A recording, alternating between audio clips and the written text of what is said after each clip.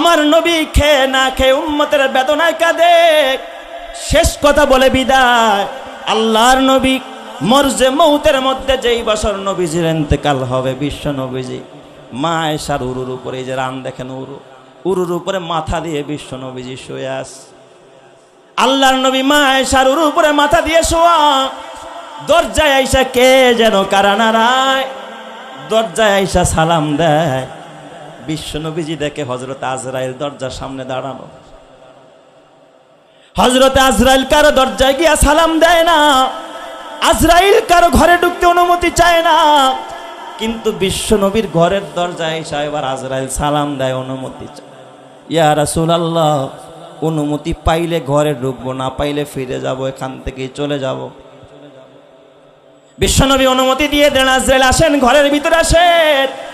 হযরত আজরাইল ঘরের ভিতরে ঢুকলেন, বিশ্বনবী তাকায় দেখে পাশে জিবরাইল আমিনও আসছে। সুবহানাল্লাহ বলেন সবাই। আজরাইলও আসছে, জিবরাইলও আসছে।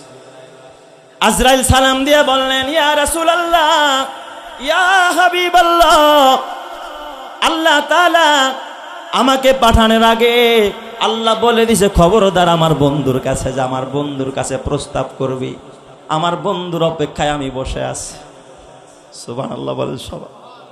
বন্ধুর অপেক্ষায় বসে আছি আমি, আল্লাহ আমার বন্ধুর দিদারের অপেক্ষায় বসা। আমার বন্ধু যদি আসতে চায় তাইলে আমার বন্ধুর জানটা কবজ করবি, আর বন্ধু যদি আসতে না চায়, আমার বন্ধু দুনিয়ায় যতদিন থাকতে চায় আমি আল্লাহ অতদিন আমার বন্ধুরে দুনিয়ায় থাকতে দিব। চিৎকার মেরে কোন সুবহানাল্লাহ। যা আমার বন্ধুরে জি। নবীজি আমার হয়রান হয়ে গেল, আল্লাহ আমি এখন কি করব? আল্লাহ গো, আমি যদি চলে যাই, আল্লাহর দিদারে চলে যায়, আমার উম্মতের বা কি হালাত?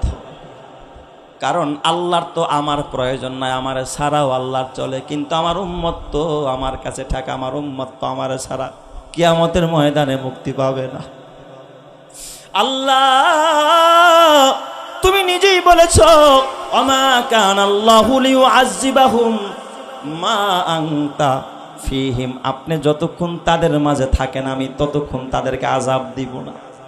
আমি মুহাম্মদ যদি বাইচা থাকি, আমার উম্মতকে আল্লাহ আযাব দিয়া মারবে না, আমি চলে গেলে আল্লাহ আযাবও দিতে পারে।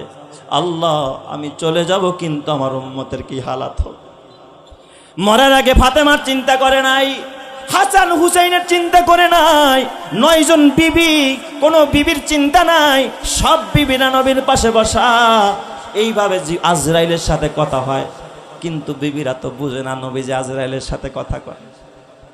নবীজি আমার এই চিন্তায় পড়ে গেলেন। হঠাৎ জিব্রাইলে ডাক দেয়া কয়, জিব্রাইল আমি এখন কি করতে পারি? আমি কি চলে যাব নাকি থাকবো? তুমি আমার পরামর্শ দাও। জিব্রাইল ডাক দেয়া কয়, ইয়া রাসূলুল্লাহ, আমিও দেখেছি আল্লাহ তাআলা প্রস্তুত হয়ে বসে আছে আপনার দিদারের অপেক্ষা। সুবহানাল্লাহ জোরে কোন সবাই। তার মানে জিব্রাইলের পরামর্শেও বোঝা যায় যে আপনি কি করেন, চলে যান, আপনি থাকার দরকার নাই।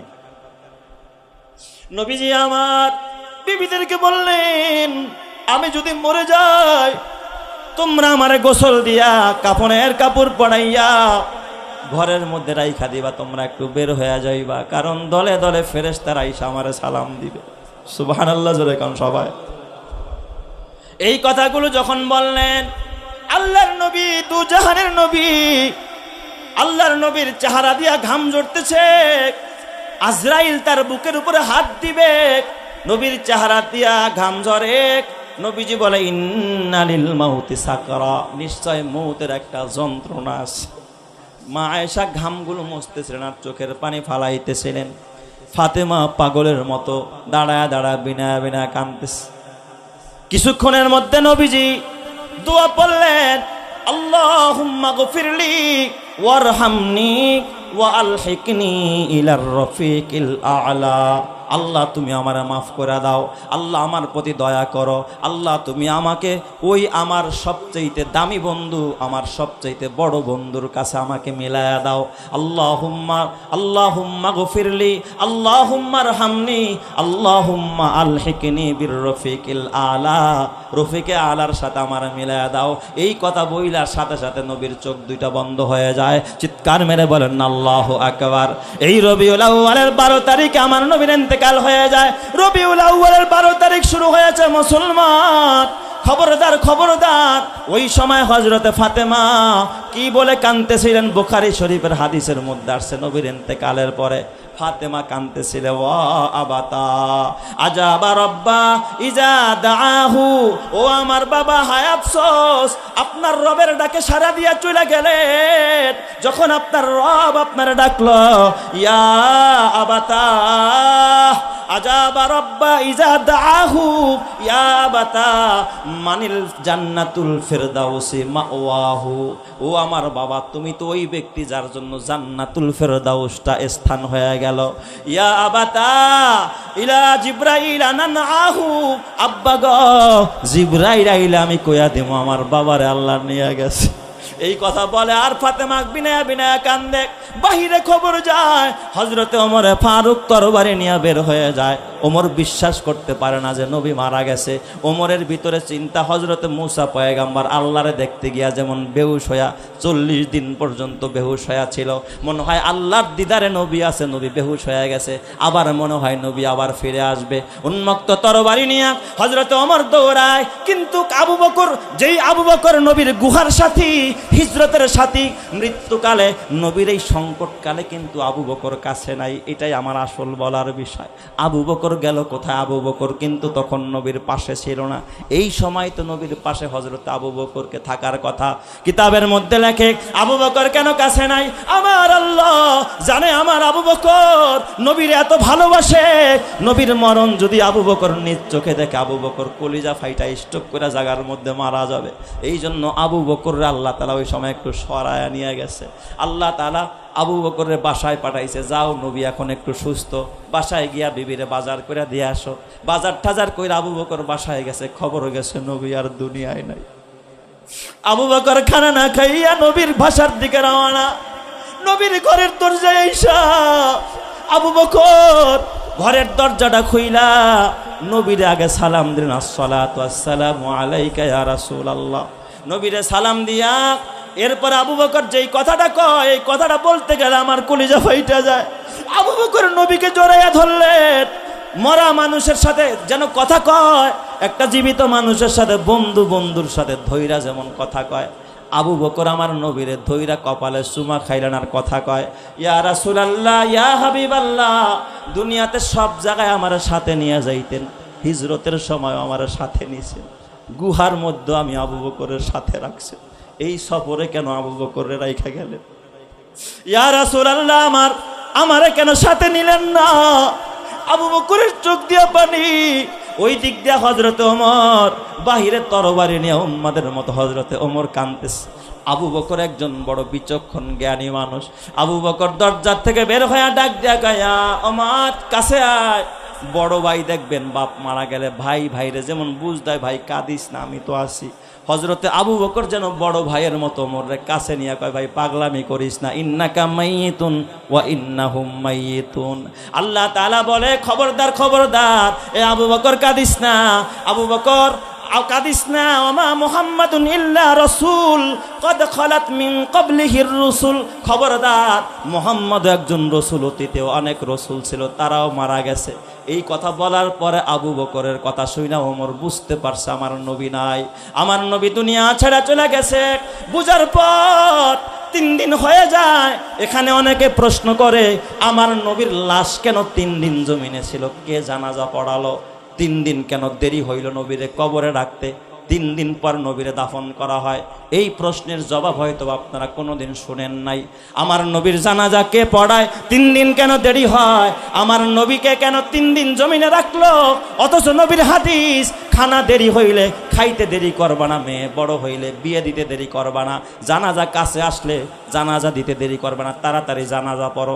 অথচ নবীর সাহাবীরা কেন 3 দিন দেরি করলেন নবীর জানাজা পড়তে? প্রথম কথা হলো নবীর জানাজা হয়েছে 3 দিন দেরি হওয়ার 1 নম্বরের কারণ হলো কিছু কিছু সাহাবীরা মনে করছে হযরতে মূসা আল্লাহরে দেখতে গিয়া যেমন তুর পাহাড়ে বেহুশ হয়ে গেছিল, ডাক দিয়া বলছিল রব্বি আরিনি আনজুরু ইলাইকা, আল্লাহ একটু দেখা দাও, আমি তোমার দিকে তাকায়া তাকায়া দেখবো তোমার দেখতে কত সুন্দর, তোমার কথা যদি হয় এত সুন্দর। আল্লাহ ডাক দিয়া কয় এ মূসা না না ওয়ালাং তারানি, আমাকে দেখতে পাইবা না। আল্লাহ তাআলা ডাক দিয়া বলে ফাইন ইস্তাকাররা মাকানাহু ফাসাউফা তারানি, তবে একটা পরীক্ষা করব, পাশ করলে তাইলেই দেখতে পারবা। কয় পরীক্ষা হলো আমি একটু নূরের তাজাল্লি পাহাড়ে দিব, যদি পাহাড় সহ্য করতে পারে তাইলেই দেখতে পারবা। আল্লাহ তাআলা বলে ফালাম্মা তাজাল্লা রাব্বুহু লিল জাবাল জাআলাহু দাক্কা ওয়া খাররা মূসা সাইকা, আল্লাহ যখন তাজাল্লি দিলেন পাহাড়টা গলে চৌচির হয়ে গেল, মূসা বেহুশ হয়ে 40 দিন ছিল। সাহাবীদের ধারণা ছিল মনে হয় 40 দিন পর নবী আবার হুঁশ ফিরে আসবে, আবার জিন্দা হবে। নবী যে মইরা গেছে এটা সাহাবীদের ভিতরে ঢুকে নাই, সহজে ঢুকে নাই। এই জন্য সবাই অপেক্ষা করতেছিল যে অপেক্ষা কর, দেখি নবীনি আবার স্বাভাবিক হয়ে যায়। এই কারণে 3 দিন দেরি হয়েছে। চিৎকার মেরে কান্না আল্লাহু আকবার। এটা হলো 1 নম্বরের কারণ, মোট 3 কারণ। 2 নম্বরের কারণ সাহাবায়ে কেরামের ভিতরে একটা বিরোধ চলতেছিল, নবীজিরে কোথায় দাফন করা হবে। একদল সাহাবীরা কয় জান্নাতুল বাকিতে, অন্যান্য সাহাবীদের কবর যেখানে, ফাতেমার কবর যেখানে, জান্নাতুল বাকিতে নবীকে দাফন করা হবে। কেউ ভাই মসজিদে নববীতে, কেউ কয় মা আয়েশার হুজরায়, কোথায় কবর দেওয়া হবে এ নিয়ে ইখতিলাফ সাহাবীদের ভিতরে। এই জন্য সময়টা বেশি পাস হয়। কিন্তু এক সাহাবী আব্দুল্লাহ ইবনে মাসউদ কয় নবীজি ইন্তেকালের আগে বলে গেছে আমার মরণ যেখানে হবে আমার কবরও সেই জায়গায় হবে। এরপরে ফয়সালা হয় মা আয়েশা সিদ্দিকার হুজরায় নবীর দাফন হবে। এই জন্য একটু সময় বেশি লেগেছে। 3 নম্বর আরেকটা কারণ হলো নবীর ইন্তেকালের পর খলিফা বানানো দরকার। রাষ্ট্রে যদি খলিফা না থাকে, নেতা না থাকে, বিশৃঙ্খলা হবে। এরপরে নবী থাকতে থাকতে খলিফা বানানো দরকার যেন বিশৃঙ্খলা না হয়। এই জন্য সাহাবায়ে কেরামের ভিতরে বিভিন্ন কথা হইতেছিল কারে খলিফা বানানো যায়। সবাই এক বাক্যে জবাব দিল যে নবীজি তার অসুস্থতার অবস্থায় আবু বকররে দিয়া নামাজ পড়াইছে নবীর প্রতিনিধি হিসাবে। তাহলে বোঝা গেল নবীর জীবনেই আবু বকররে প্রাধান্য দিয়েছে। অতএব নবীর ইন্তেকালের পরে একমাত্র খলিফা হবে হযরত আবু বকর। এর ব্যাপারে কোনো দ্বিমত নাই। এই জন্য 3 দিন সময় পাস হয়েছে। 2 নম্বরের প্রশ্ন করেছিলাম নবীর জানাজা বুঝি হয় নাই? কয় না না, জানাজা হয়েছে। নবী তো সবার সেরা, মানুষের সেরা, নবীদেরও সেরা, নবীদেরও নবী। তার জানাজা পড়ানোর মতো, ইমামতি করানোর মতো যোগ্যতা কারো নাই।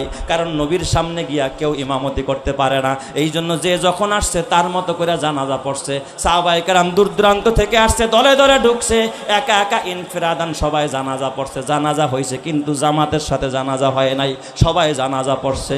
এইভাবে করে সবাই জানাজা পড়ছে। ফেরেশতারাও জানাজা পড়ছে, দোয়াও পড়ছে, সালামও দিছে। এ আমার বাবা, তোমার হাতে পায়ে ধরে বলা যায় খবরদার খবরদার, ওই বিশ্বনবী তোমার জন্য রহমত, আকাশের জন্য রহমত, আমার জন্য রহমত, নেতার জন্য রহমত, নেত্রীর জন্য রহমত। কিন্তু ওই নবীকে নিয়ে যখন কোনো কুলাঙ্গার, কোনো ব্লগার যখন কোনো কথা বলে, নবীরে যখন গালি দেয়, তুমি উম্মত হিসাবে যদি তোমার কষ্ট না লাগে, বুঝতে হবে তোমার ইমানটা দুর্বল হয়ে গেছে। কথা ঠিক কিনা? এই জন্য খবরদার মুসলমান, এই আজকের এই মাহফিল থেকে, আজকের এই তাফসীরুল কোরআন মাহফিল থেকে তোমাকে আমাকেই পণ করতে হবে। কেউ যদি নবীরে গালি দেয়, খবরদার আমরা এটা বরদাস্ত করব না। কথা ঠিক কিনা? বাবারে গালি দিলে যেমন বরদাস্ত করি না, আমার নেতাকে গালি দিলে বরদাস্ত করি না, নেত্রীকে গালি দিলে বরদাস্ত করি না, কসম আল্লাহর নবীকে গালি দিলে কিভাবে তুমি বরদাস্ত করো? কথা ঠিক কিনা? জোরে কর। এ যুবক ভাই, তোমরা তো জানো না আমার নবী কত সুন্দর। এই শেষ কথাটা বলে বিদায় নিয়েছে হযরতে হাসান, একজন সাহাবী, যিনি ছিলেন বিশ্ববিখ্যাত একজন কবি। এই কবি ইসলামের বিরুদ্ধেও মুসলমান হওয়ার আগে কবিতা রচনা করছে। একবার কাফেররা হাসান রে ভাড়া করছে টাকা দিয়া, হাসান তুমি মোহাম্মদের বিরুদ্ধে কবিতা লেখো। মোহাম্মদকে বিব্রত করার জন্য, তাকে হ্যায় প্রতিপন্ন করার জন্য সে অনেকগুলো কবিতা বানাইয়া নবীজির সামনে গেছে। সুবহানাল্লাহ বলতে ইচ্ছে হয় না আপনাদের? আমার নবী কত সুন্দর। হাসান বিন সাবেত রাদিয়াল্লাহু তাআলা আনহু নবীর সামনে গেছে, তখন অমুসলিম, বিশ্ববিখ্যাত একজন কবি। সুন্দর কবিতা রচনা করতে পারে। হাসান দেখা কয় এমন মানুষ তো কোনোদিন আমি চোখে দেখি নাই। সুবহানাল্লাহ। মনে মনে কয় এই মানুষটার বদনাম গাওয়ার জন্য, কুৎসা রটনার জন্য, কালিমা লেপন করার জন্য আমারে পাঠাইছে, অথচ এই মানুষটার মতো এত সুন্দর মানুষ কোনোদিন আমার চোখ দেখে নাই। এই মানুষটার মতো সুন্দর মানুষ কোনো মা জন্ম দেয় নাই। হাসান মনে মনে কয় এই মানুষ খারাপ হতে পারে না, এই মানুষের বদনাম আমারে করতে কয়। হাসানের দিলের ভিতরে হেদায়েতের বাতি জ্বলে উঠছে।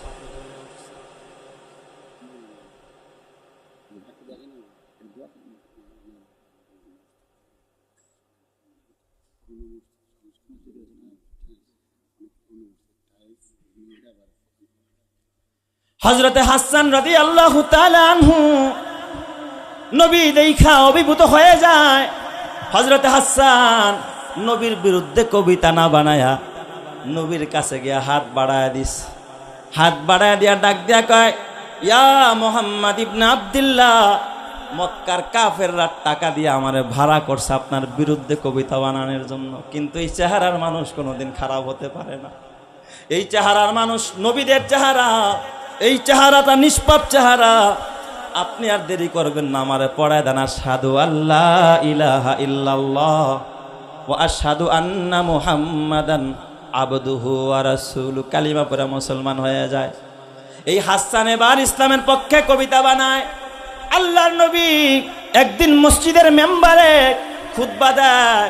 হযরত হাসান বিন সাবিত নবীর কত বড় আশিক, সামনে দাঁড়ায় নবীর শানে একটা কবিতা শোনায়। নবীর শানে একটা কবিতা শোনায়, ওয়া আহসানু মিন কালাম তারাকাতু আইনি। ইয়া মুহাম্মদ, আপনার চাইতে কোনো সুন্দর মানুষ কোনোদিন আমার চোখ দেখে নাই। আপনার চাইতে বডি ফিটনেস ভালো এমন নাই। আপনার চাইতে একজন সুন্দর সুদর্শন, এত সুন্দর চোখওয়ালা, এত সুন্দর নাকওয়ালা, এত সুন্দর কানওয়ালা মানুষ কোনোদিন আমার চোখ দেখে নাই। ওয়া আহসানু মিন কালাম তারাকাতু আইনি ওয়া আজমালু মিনকা লাম তালিদিন নিসাউ। কেনই বা দেখবে? কারণ আপনার চাইতে সুন্দর মানুষ পৃথিবীর নারী কোনোদিন জন্ম দেয় নাই।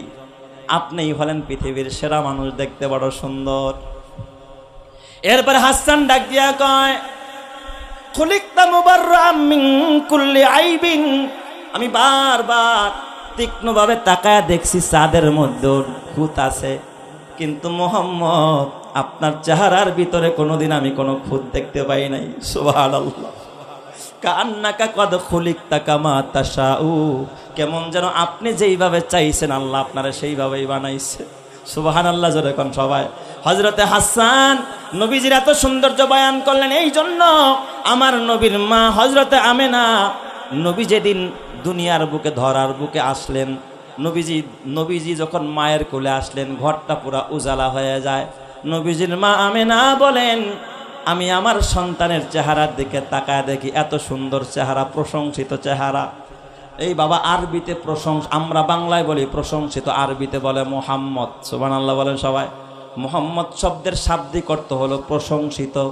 মা আমেনা চোখের দিকে তাকায় কয়, আরে চোখটা দি মুহাম্মদ, প্রশংসিত চোখ। এই ভুরুর দিকে তাকায় কয়, ভুরুটা মুহাম্মদ, প্রশংসিত ভুরু। সুবহানাল্লাহ বলেন। চুলের দিকে তাকায় দেখে চুলটাও মুহাম্মদ, প্রশংসিত চুল। থুতনির দিকে তাকাইয়া কয়, এটাও দেখি মুহাম্মদ। বুকের দিকে তাকায় কয় মুহাম্মদ, হাতের দিকে তাকায় কয় মুহাম্মদ, পায়ের দিকে তাকায় কয় মুহাম্মদ।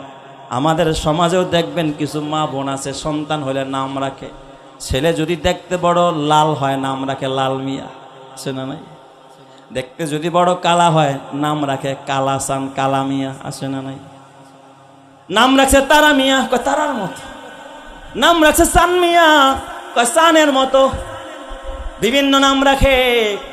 নাম রাখছে আকাশ, কয় দেখতে আকাশের মতো দেখা যায়, যেন নাম রাখছে আকাশ। কি আজে বাজে নাম।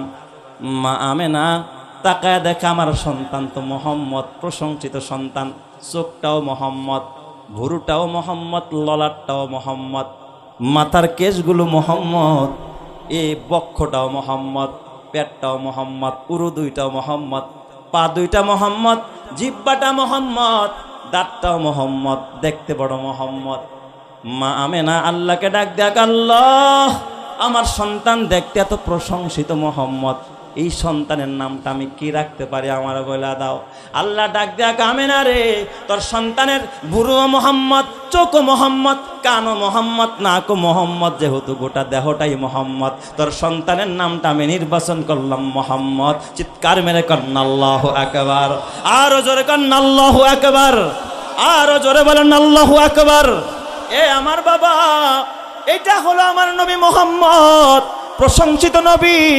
এই নবী কিয়ামতের ময়দানে আল্লাহর নবী বলে, লিকুল্লি নবীন দাওয়াতুন মুস্তাজাবা ফাতাআজ্জালা কুল্লু নবিয়িন দাওয়াতাহু ওয়া ইন্নী ইখতিবাতু দাওয়াতি শাফাআতান লি উম্মতি। আল্লাহ তাআলা দুনিয়াতে সব নবীর একটা দোয়ার অধিকার দিছে, সব নবীরা চায়া চায়া দুনিয়াতে নিয়ে গেছে। আমি মুহাম্মদ চাই নাই কিয়ামতের ময়দানে আমার হতভাগা উম্মতের সুপারিশের জন্য। আমি কিয়ামতের ময়দানে আল্লাহ তাআলা আমার মাকামে মাহমুদ দিবে, বলবে হাবিব আমার মাকামে মাহমুদে বসেন, এখানে সম্মানের জায়গায় বসেন। আমরা দোয়ায় বলি ওয়াবাসুহু মাকামাম মাহমুদানিল্লাযী ওয়া'আদতা। এই দোয়া আমরা আজানের পরে করি কি করি না? তার মানে আল্লাহ নবীরে তুমি মাকামে মাহমুদ দাও। আল্লাহ ওই মাকামে মাহমুদে বসাবে। নবী আমার ডাক দেয়া কয়, না না, আমি মাকামে মাহমুদে বসবো না, কারণ মাকামে মাহমুদ যদি আমার নিয়ে জান্নাতে চলে যায় উম্মতরা আমারে খুঁজে পাবে না। এই জন্য এক সাহাবী নবীরে ডাক দেয়া কয়, ইয়া রাসূলুল্লাহ, হাসরের ময়দানে কোথায় গেলে আপনারে তালাশ করে পাবো? নবীজি কয়, আমারে 3 জায়গায় তালাশ করবে। 1 নম্বরে তালাশ করবে হাউজে কাউসারের পানির কাছে, কারণ হাসরের ময়দানে আমার উম্মত পিপাসার্ত থাকবে, পানি পানি বলে চিৎকার মারবে, জিহ্বাটা বের হবে, ওই সময় পানি দরকার পড়বে, আমি আমার উম্মতকে পানি পান করাবো, হাউজে কাউসার পান করাবো। আমারে তালাশ করবি মিজানের কাছে, ইংদাল মিজান, কারণ দাড়ি পাল্লা দিয়া যখন বান্দার আমলনামা ওজন করা হবে, বিপদে পড়ে গেলে আমি মুহাম্মদকে দরকার পড়বে, আমি মিজানের পাল্লায় দাঁড়াবো। কত বড় উম্মতের দরদি। আমারে তালাশ করবি পুলসিরাতের গোড়ায়। এ যুবক ভাই, ওই নবীর সুন্নতকে কুরবানি দিস না, ওই নবীরে ভালোবাস, ওই নবীর দাড়িরে মহব্বত কর, ওই নবীর টুপিরে মহব্বত কর, ওই নবীর মসজিদকে মহব্বত কর, মাদ্রাসারে মহব্বত কর। একবার সাহাবায়ে কেরাম বিশ্ব নবীর কাছে একটা বিষয় সম্পর্কে জানতে চাইলেন। এক সাহাবী, একদল সাহাবী নবীর কাছে বললেন, আখবিরনি আন নাফসিকা ইয়া রাসূলুল্লাহ। সাহাবীদের একটা দল বিশ্ব নবীর দরবারে বিশ্ব নবীকে জিজ্ঞাসা করলেন, ইয়া রাসূলুল্লাহ, আপনার সম্পর্কে আমাদেরকে কিছু বলেন। হুজুর, আপনার নিজের সম্পর্কে আমাদেরকে একটু বিবৃতি দেন। এটা একটু লাগাও তো। ইয়া রাসূলুল্লাহ, আখবিরনি আন নাফসিকা, আপনার জীবন সম্পর্কে, আপনার নিজের সম্পর্কে আমাদেরকে একটু বিবৃতি দেন, আমাদেরকে একটু বলেন।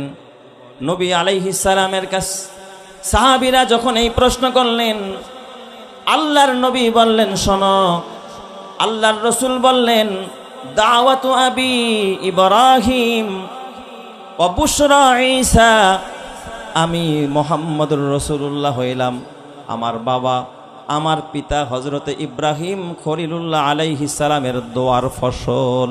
চিৎকার মেরে বলেন আল্লাহু আকবার। আল্লাহর নবী, বিশ্ব নবী, বিশ্ব মানবতার মুক্তির দূত, দিশেহারা মানুষের মুক্তির দিশারি, তিনি ইব্রাহিম খলিলুল্লাহ মুসলমানদের জাতির পিতার দোয়ার ফসল। এটা নবীজি তার নিজের মুখে অকপটে স্বীকার করেছেন। জোরে বলেন আল্লাহু আকবার। দাওয়াতু আবি ইব্রাহিম, আমি আমার পিতা হযরত ইব্রাহিমের দোয়ার ফসল। অবুশরা ঈসা, এবং আমি হযরতে ঈসা পয়গম্বরের সুসংবাদ। কারণ ঈসা আলাইহিস সালাম আমাদের নবী আসার আগে তিনি তাওরাতের ভিতরে সুসংবাদ দিয়েছেন যে শেষ জামানায় একজন নবী আসবে যার নাম হবে আহমদ। জোরে কান্না আল্লাহু আকবার। আল্লাহ তাআলার কোরআন বলে, وَإِذْ قَالَ عِيسَى ابْنُ مَرْيَمَ يَا بَنِي إِسْرَائِيلَ إِنِّي رَسُولُ اللَّهِ إِلَيْكُمْ مُصَدِّقًا لِمَا بَيْنَ يَدَيَّ مِنَ التَّوْرَاةِ وَمُبَشِّرًا بِرَسُولٍ يَأْتِي مِن بَعْدِي اسْمُهُ أَحْمَدُ। জোরে জোরে করেন আল্লাহু আকবার। তাহলে ঈসা পয়গম্বর আমার নবী যে আসবে, এই সুসংবাদ তাওরাতেও দিয়েছে। যেই কথাটা আল্লাহ তাআলা পবিত্র কোরআনুল মাজিদের মধ্যে আল্লাহ তাআলা উল্লেখ করেছেন। জোরে বলেন সুবহানাল্লাহ। আদম কে লিয়ে ফখর ये अली नसबी है, मक्की मदनी हाशमी व मुत्तलिबी है। पाकीज़ा तरश अर्श समा जन्नत फिरदौस, आराम गाहे खाके रसूल अरबी है। आए ज़ाइर बैते नबवी याद रहे ये, बेकायदाया जम्बे से लगबे अदबी है। आहिस्ता कदम नीचे निगाह पुश्ते सदा हो, खाबीदा इहा रूह रसूल अरबी है। बुझ जाए तेरे सीटू से आए अबरे करम आग, जो आग मेरे सीनों में मुद्दत से लगी है। आए बहरे करम सदका हुसैन इब्ने अली का, प्यासा हो मुझे शरबते दीदार पिला दो। जोरे जोरे कन्ना सल्लल्लाहु अलैहि वसल्लम। आरो जोरे बोलेन, नबीर नाम सुनले की बोलते হয়? आरो जोरे बोलेन की बोलते হয়? কিন্তু আপনারা এই যে আমি বলার পরেও বলতে চান না, আর যদি খালি বলতে পারতাম আল্লাহুম্মা, এই টান্ডা খালি যদি দিতে পারতাম, দেখতেন সবাই ফুস করে উঠতো। ঠিক না বেঠিক? সবার জবান থেকে বের হয়ে যেত। আর ভাই খালি ফুস করলেই দামি হয় না। আমাদের দেশের কিছু বোতলজাত পানি পাওয়া যায় দোকানে, এটা মুখটা খুললে কি করে? ফস করে ওঠে, তাই না? আচ্ছা, এগুলোর নাম বলবো না, আমি কাউকে প্রমোট করার জন্য এখানে বসি নাই। এই পানিগুলো ফস করে, বলেন তো এই পানির ভিতরে কি কি গুণ ক্ষমতা আছে? কোনো উপকারী কোনো কিছু আছে?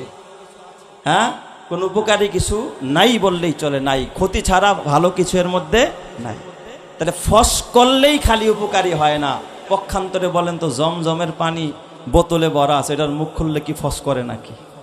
এটার মুখ খুললে ফস করে না, কিন্তু এটা খাইলে কি লাভ হবে? ক্ষুধা নিবারিত হয়। রসুল কয়, যদি কেউ জমজম খায় তার ক্ষুধা নিবারিত হয়, পিপাসা নিবারিত হয়, তার কলিজা ঠান্ডা হয়, চক্ষু দুইটা তার শীতল হয়ে যায়। চিৎকার মেরে কন্না আল্লাহু আকবার। তাহলে সহি যেটা, সেটাই তো আমাদের করা দরকার। জোরে বলেন না সাল্লাল্লাহু আলাইহি ওয়াসাল্লাম। নবীর শানে দুরূদ পড়লে আপনার লাভ না লস? কারণ আপনার এই দুরূদ সোনার মদিনায় পৌঁছায় দেয় ফেরেশতারা। সুবহানাল্লাহ।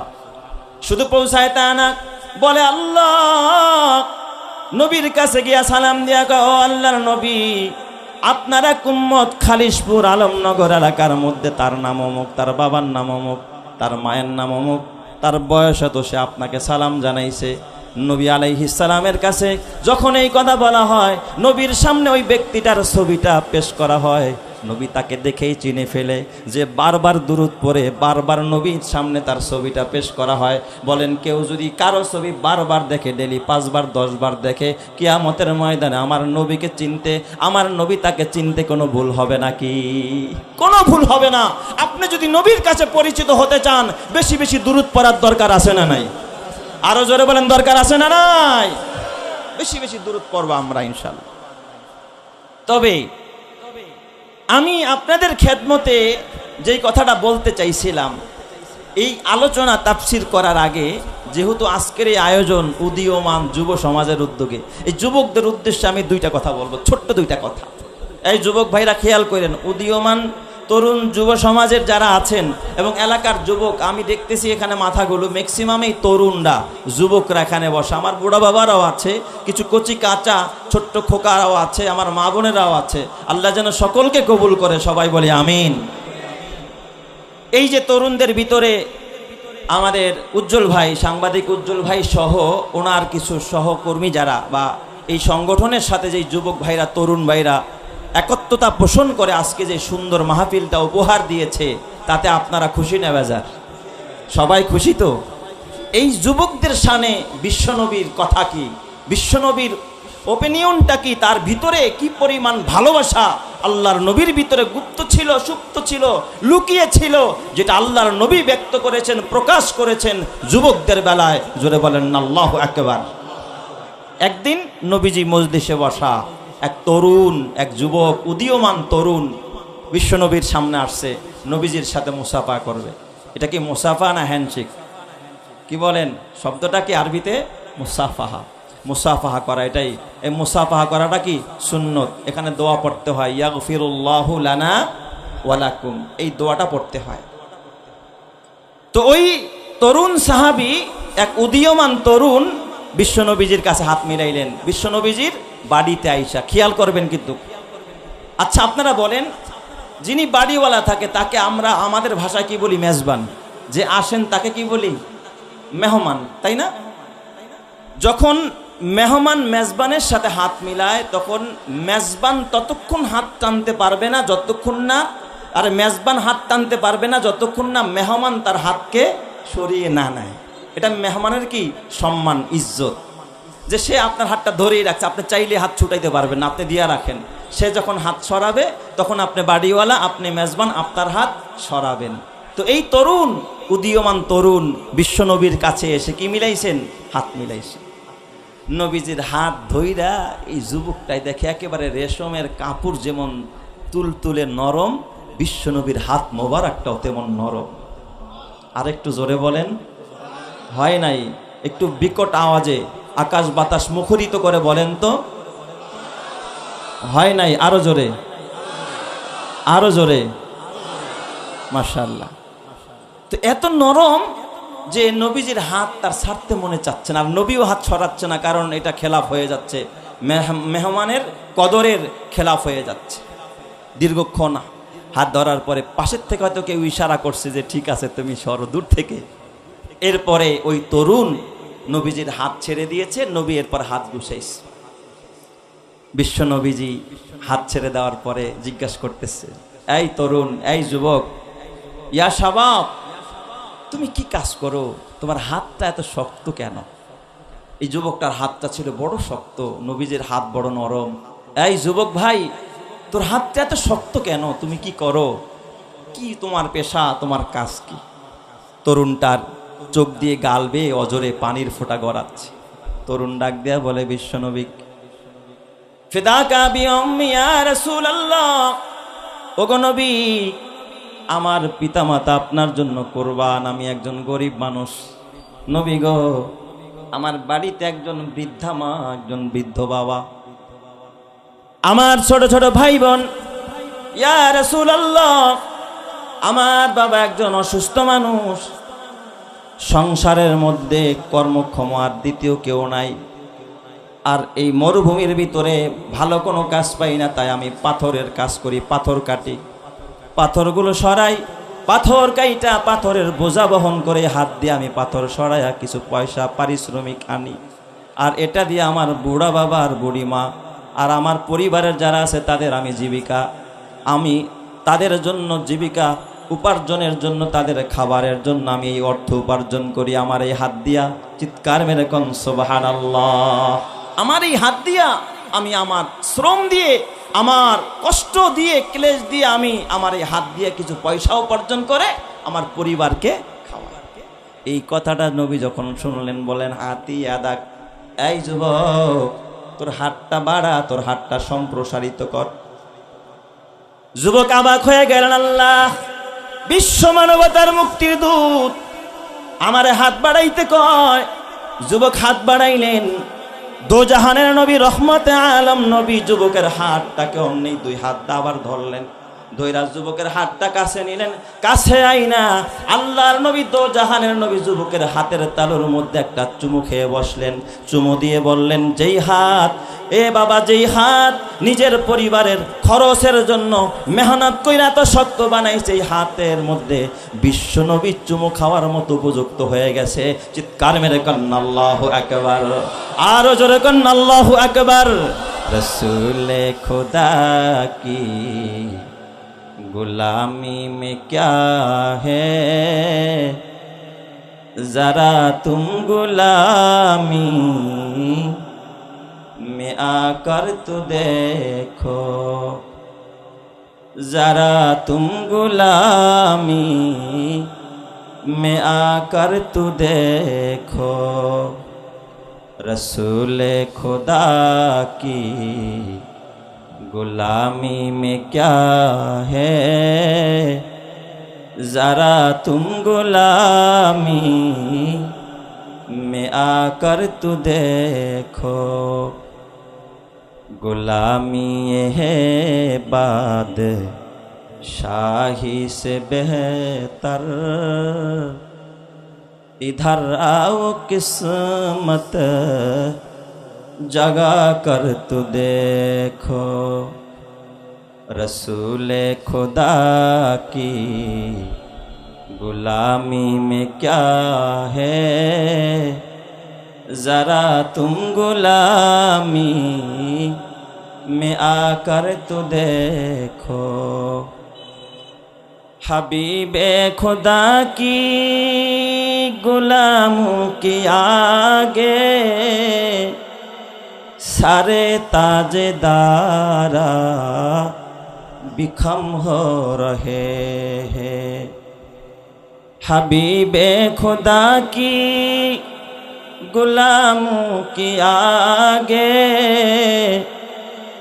सारे ताजेदारा बिखम हो रहे हैं।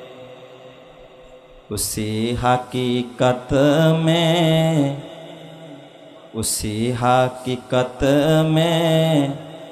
सिरा को झुकाना, जरा तुम गुलामी में आकर तू देखो, रसूले खुदा की गुलामी में क्या है, जरा तुम गुलामी में आकर तू देखो। সকলেই বলি সাল্লাল্লাহু আলাইহি ওয়াসাল্লাম। আরে মহব্বতের সাথে নবীর মহব্বতে দরুদ পড়ি, বলি সাল্লাল্লাহু আলাইহি ওয়াসাল্লাম। বিশ্ব মানবতার মুক্তির দূত এমনি এমনি নবীজি আপনার আমার জন্য আদর্শ নয়। আরেকজন তরুণ, এই তরুণেরা সাবধান হয়ে যা। এই পৃথিবীর ভিতরে বহু নেতা দেখেছি, বহু নেত্রী দেখেছি, বহু মানুষ দেখেছি, বহু ধনী দেখেছি, বহু গরিব দেখেছি, বহু বাড়িওয়ালা দেখেছি, ভাড়াটিয়া দেখেছি, বহু ব্যবসায়ী দেখেছি, বহু স্বামী দেখেছি, বহু পিতা দেখেছি, বহু সন্তান দেখেছি, বহু মানুষ দেখেছি, কিন্তু বিশ্ব মানবতার মুক্তির দূত মুহাম্মদুর রাসূলুল্লাহর প্রতিচ্ছবি কোনোদিন দেখতে পাই নাই। কথা ঠিক কিনা? বিশ্বনবী আরেকদিন কথা বলতেছেন এক মজলিসে, হঠাৎ এক তরুণ নবীর বয়ান শুনতে আসছে। এই তরুণ ভাই তোদের উদ্দেশ্যে বলে যায়, তরুণ আইসা নবীজির সামনে যে বিছানা ছিল, সামিয়ানা ভরে গেছে লোকে, লোকারণ্য, বসার জায়গা নাই। এক তরুণ, নাম তার হযরতে জারির, সম্ভ্রান্ত ফ্যামিলির সন্তান হযরতে জারির আইসা নবীজির এই মজলিসের মধ্যে বসার মতো জায়গা পায় না, পাশে দাঁড়িয়ে আছে। বিশ্বনবী বয়ান করতেছে, নবীর কাঁধের মধ্যে ছিল এক রুমাল, রুমালটা হাতের মধ্যে ভাঁজ দিয়া বিশ্বনবীজি রুমালটা এমনি নিক্ষেপ করে দিয়েছে। এই জারির রুমালটা ধরো, রুমালটা বিছায়া তারপরে বসো। যুবক জারিরের হাতে যখন সাহাবী জারির রুমালটা পাইলেন, রুমালটা কুড়ায়া উঠায়া কিসের রুমাল বিছাবে, রুমালটাকে ভাঁজ দিয়া হযরতে জারির ঠোঁটের মধ্যে নিয়ে চুমা খাইতেছে।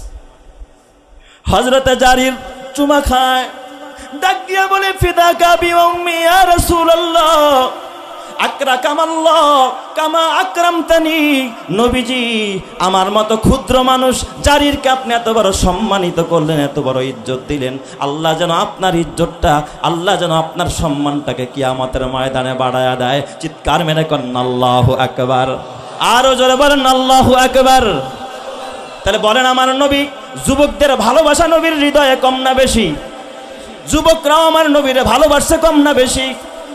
এ যুবক ভাই, হাতে পায়ে ধরা বলা যায়, আমার নবীর শান জানো না, আমার নবীর ইজ্জত জানো না, আমার নবীর কত ইজ্জত। আল্লাহ তাআলা কোরআনের মধ্যে 25 জন নবীর আলোচনা করেছেন। 25 জন নবীর নাম কোরআনে নাই, কয়েকজন নবীর নাম কোরআনের মধ্যে আছে। সব জায়গায় নবীদের নাম নিয়ে নিয়ে আল্লাহ তাআলা ডাকছে, কিন্তু আপনার আমার হাবিব, আপনার আমার বন্ধু, আপনার আমার রসুলকে আল্লাহ কখনো নাম নিয়ে ডাকে নাই, ইয়া মুহাম্মদ বলে নাই।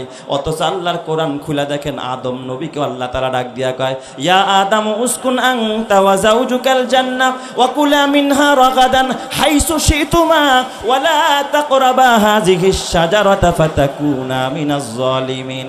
আল্লাহ তাআলা নূহ পয়গম্বর ডাক দিয়া কয়, ইয়া নূহ ইন্নাহু লাইসা মিন আহলিক। আল্লাহ তাআলা হযরতে জাকারিয়াকে ডাক দিয়া কয়, ইয়া জাকারিয়া ইন্না নুবাশশিরুকা বিগুলামিন ইসমুহু ইয়াহইয়া লাম নাজআল লাহু মিন ক্বাবলু সামিয়া।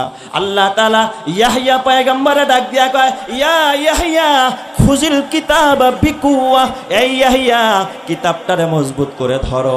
আল্লাহ তাআলা ইব্রাহিমরে ডাক দিয়া কয়, যে ইব্রাহিম আবুল আম্বিয়া, আপনার আমার নবীর পিতা, এই ইব্রাহিম খলিল আল্লাহ তাআলা ডাক দিয়া কয়, ইয়া ইব্রাহিম কদ সাদ্দাকতার রুয়া ইন্না কাযালিকা নাজজিল মুহসিনিন। সরাসরি তার নাম আল্লাহ ডাইরেক্ট ইয়া ইয়াহইয়া ইব্রাহিম বলে ডাক দিছে। শুধু তাই না, আল্লাহ তাআলা ডাক দিয়া বলে, ওয়ামা তিলকা বিয়ামিনিকা ইয়া মূসা, এই মূসা তোমার হাতে ওইটা কি? আল্লাহ মূসা নবীর নাম নাই। শুধু তাই না, আল্লাহ তাআলা দাউদকে ডাক দিয়া কয়, ইয়া দাউদ ইন্নী, আল্লাহ তাআলা ডাক দিয়া কয়, ইয়া দাউদ ইন্নী জাইলুকা ফিল লিন্নাসি খলিফাতান ফিল আরদ। আল্লাহ তাআলা হযরতে দাউদকে জমিনের খলিফা বানান। আল্লাহ তাআলা ঈসা পয়গম্বর সম্পর্কে বলেন, ইজ ক্বালা লাহু ইয়া ঈসা ইবনে মারইয়াম। আল্লাহ সব জায়গায় নবীদের নাম নিয়া নিয়া ডাকছে, কিন্তু আপনার আমার নবী বিশ্ব নবীকে আল্লাহ তাআলা জায়গায় জায়গায় ডাক দিছে ইয়া আইয়ুহাল মুজাম্মিল। নবীজি একদিন চাদর গায়ে দিয়া ঘুমানো, নবীরে কয়, এ মুজাম্মিল চাদর পরনেওয়ালা। দেখবেন মানুষ যে যারে ভালোবেসি বাসে তার গুণ ধরে ডাকে, তার নাম ধরে ডাকে না। বিবিরে স্বামী বেশি মহব্বত করে, ডাক দেয় আমার লাল টুসি এদিকে আসো, ঠিক না বে ঠিক? জানু কয়া ডাক দেয়, জানু তুমি কোথায়? ও ছেলের মা তুমি কোথায় গেলা? ও সুন্দরী কোথায়?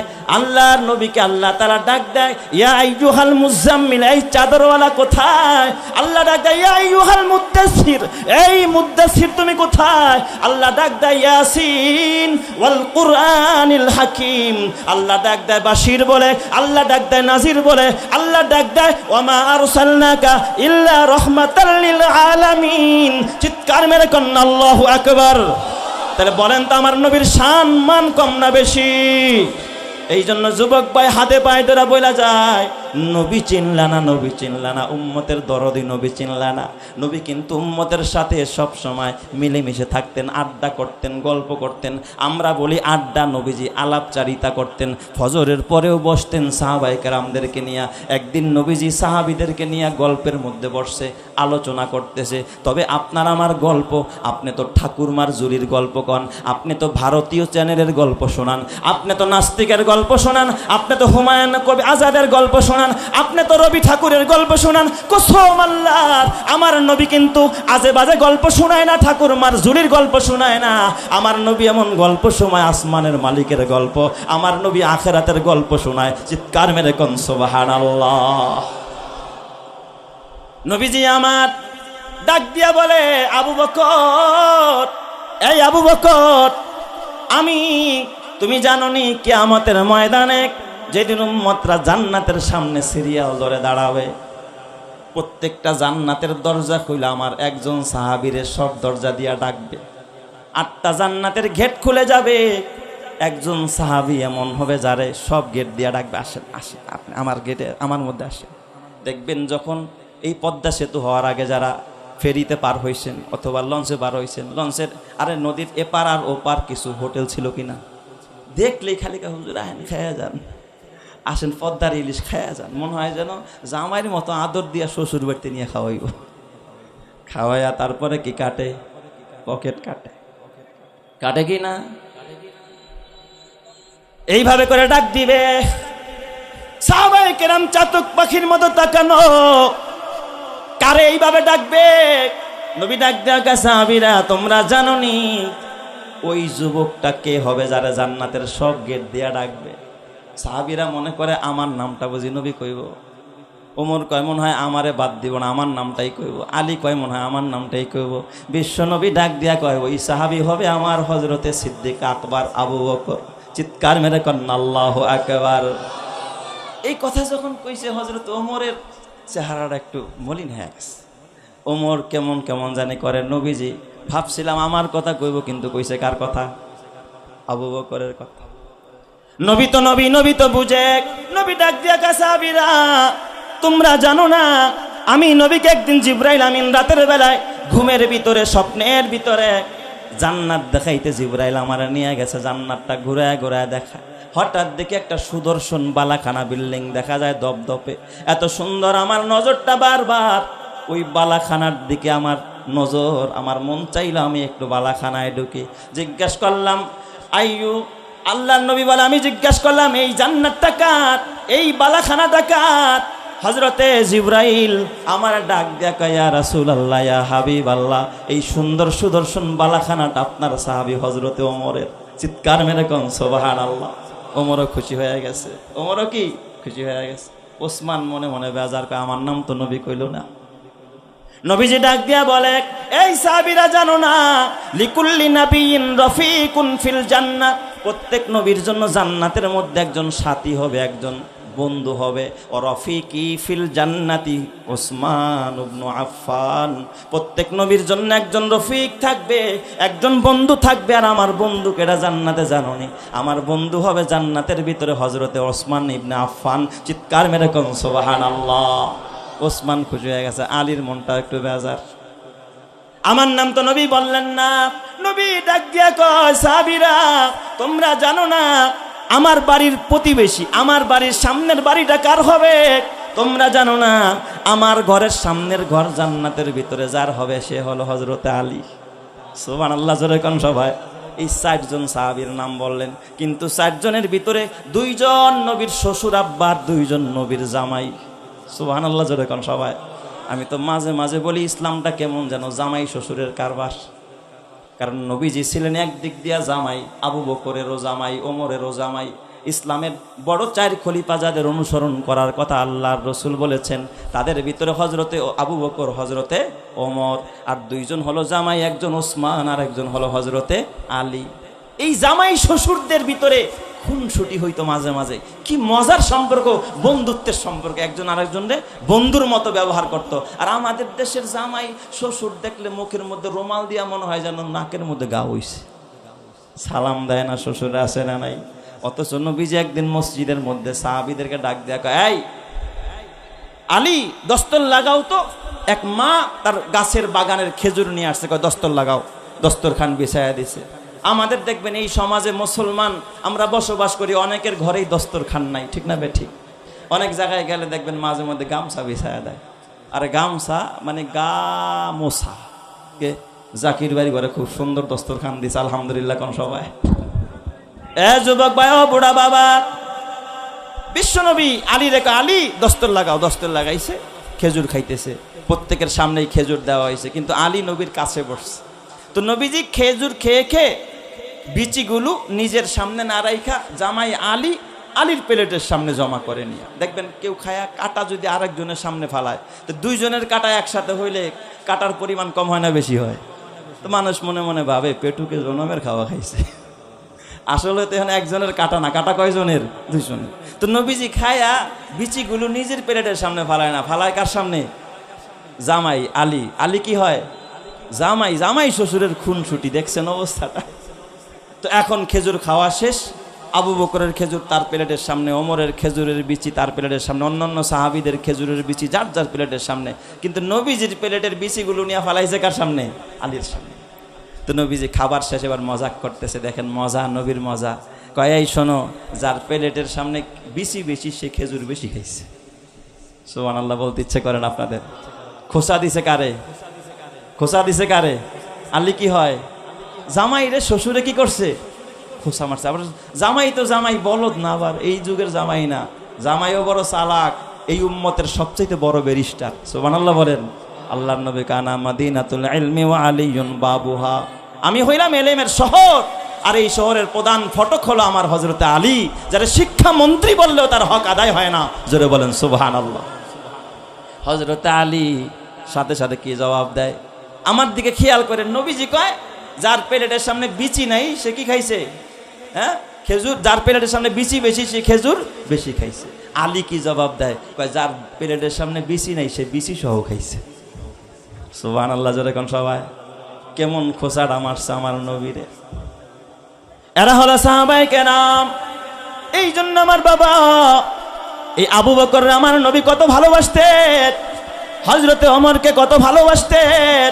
আল্লাহর নবী একদিন হযরত আবু বকর ডাক দিয়া কয় হুব্বিবা ইলাইয়া মিন দুনিয়াকুম সালাস। ও আবু বকর, তোমাদের এই দুনিয়ার তিনটা জিনিসকে আল্লাহ তাআলা আমার কাছে প্রিয় বানায়া দিয়েছে। তিনটা জিনিস আমার কাছে বড় মহব্বতের, বড় প্রিয়। এক নম্বর হলো আত্মীপ, আমি সুগন্ধিরে বড় ভালোবাসি, সুগন্ধির আমি বড় পছন্দ করি। 2 নম্বর ওয়ান্নিসা, নেককার বিবি, এই নেককার বিবিরেও আমি বড় ভালোবাসি, পছন্দ করি। আপনারা বিবিদেরকে ভালোবাসেন কিনা? বিবিরে ভালোবাসা দিবেন, ঘরে শান্তি আসবে।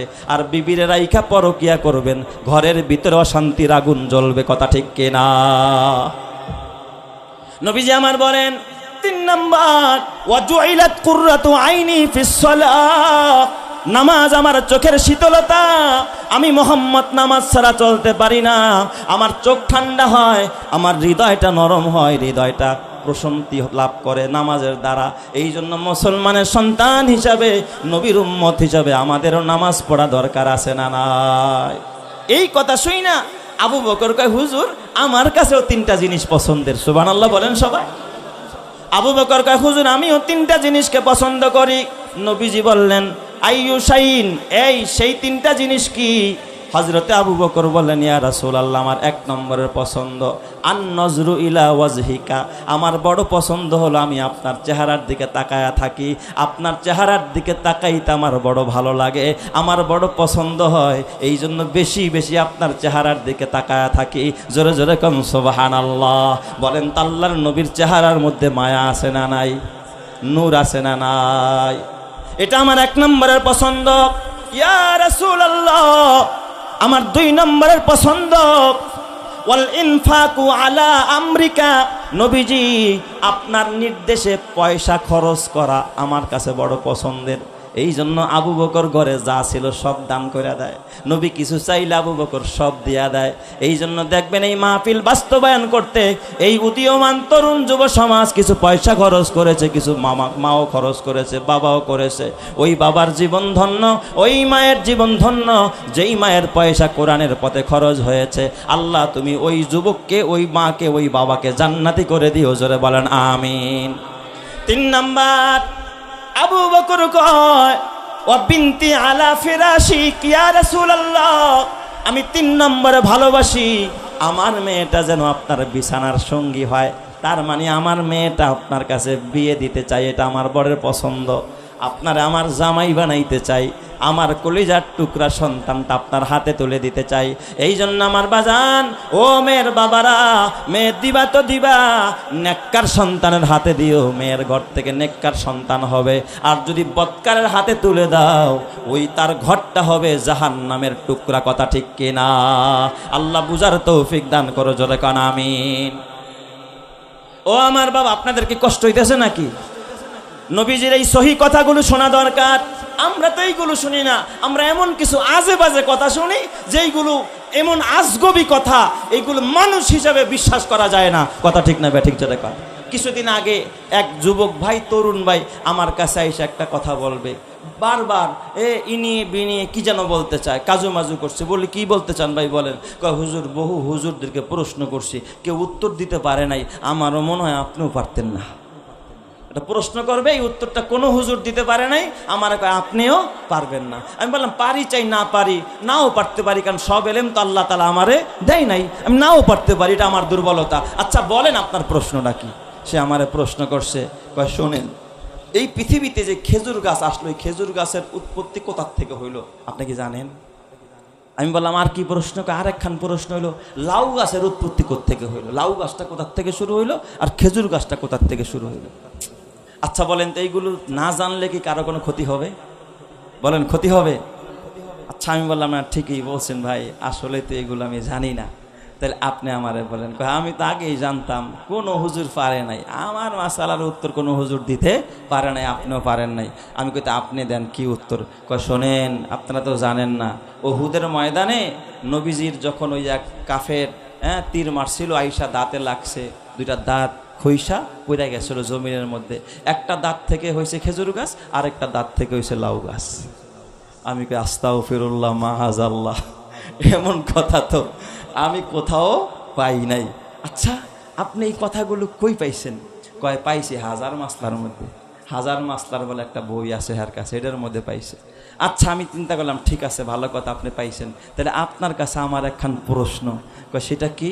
আচ্ছা, আমার নবী তো আসছে সবার পরে, এর আগেও তো আরো নবীরা গেছে, ঈসা নবীও আগে, ঈসা নবীর মাও আগে। আল্লাহ তাআলা যে বললেন ওয়াহুজ্জি ইলাইকি বিজিজিন নাখলাতি তুসাকিত আলাইকি রুতাবান জানিয়া, আল্লাহ তাআলা মারিয়ামরে ডাক দিয়া কয়, এ মারিয়াম, তোর পেটে ঈসা পয়গম্বর, ওয়াহুজ্জি ইলাইকি বিজিজিন নাখলাতি, তুই এই মরা খেজুর গাছের ডাল ধরে টান দে।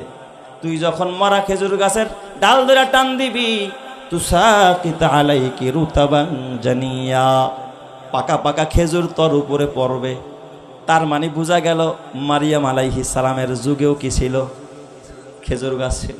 তো নবীর দাঁত তো পড়ছাইছা উহুদের ময়দানে, তাহলে ওই খেজুর গাছ বানাইছে আল্লাহ কি দিয়া? তুই কইয়া যা। কইটা তো পারি না। আমি বললাম এটাই যদি হয় তাইলে তুমি শোনো, হযরতে ইউনুস পয়গম্বর আল্লাহ যখন মাছের পেটের ভিতরে ফালায়া দেয়, মাছ যখন তারে নিয়ে পানির ভিতরে 40 দিন গড়তেছিল, 40 দিন পর মাছ তাকে উপরে ফেলে বের করে দেয় নদীর পাড়ে। দেহটা ক্ষত বিক্ষত হয়ে যায়, রোদের আলো লাগলে হযরতে ইউনুস পয়গম্বরের দেহটা জ্বালা পোড়া আরম্ভ হবে। এই জন্য আল্লাহ উপর দিয়ে একটা লাউ গাছ বানায় দিছিল। লাউ গাছ, লাউ গাছের নিচের ছায়াটা বড় ঠান্ডা ছায়া। এই লাউ গাছ বানাইয়া কোরআনের ভিতরে আছে এই কথা, লাউ গাছ দিয়ে আল্লাহ হযরতে ইউনুস পয়গম্বরে আল্লাহ ছায়া দিছে। যদি লাউ গাছটা ইউনুস নবীর যুগে হয়ে থাকে, আর তুমি বললা নবীর দাঁত থেকে আল্লাহ লাউ গাছ বানাইছে, তাহলে ইউনুস নবীর লাউ গাছটা কোন দাঁত দিয়া বানাইছে? হুজুর এটা তো পারি না। এই জন্য যুবক ভাই খবরদার, ফালতু কথা বলার দরকার নাই। কোরআনের কথা বলো, হাদিসের কথা বলো, কোরআনের কথা মানো, হাদিসের কথা মানো, জীবন ধন্য হয়ে যাবে, ইহকাল ধন্য হবে, পরকাল ধন্য হবে। কথা ঠিক কিনা?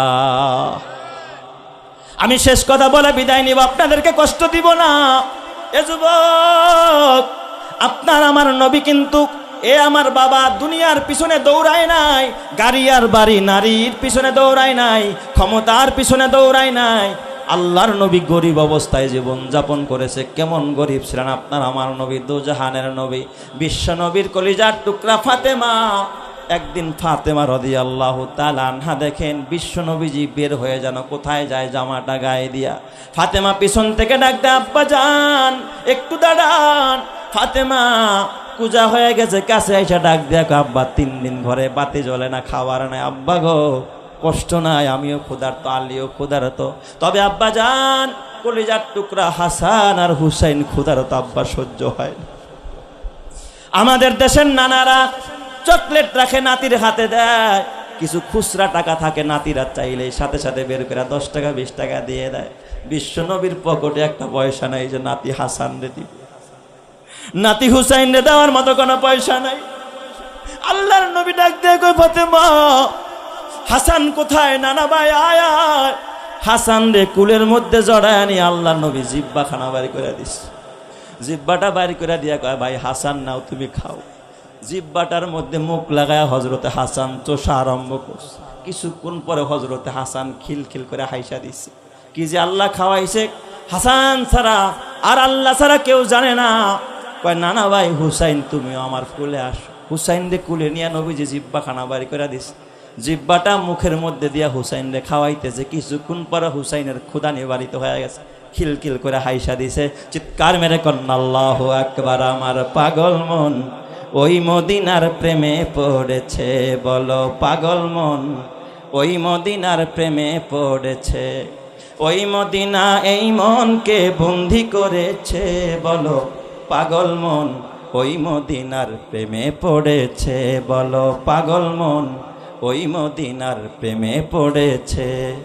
জানি না ওই মদিনায় কি আছে মধু, মদিনা মদিনায় আমায় করেছে জাদু। জানি না ওই মদিনায় কি আছে মধু, মদিনা মদিনায় আমায় করেছে জাদু।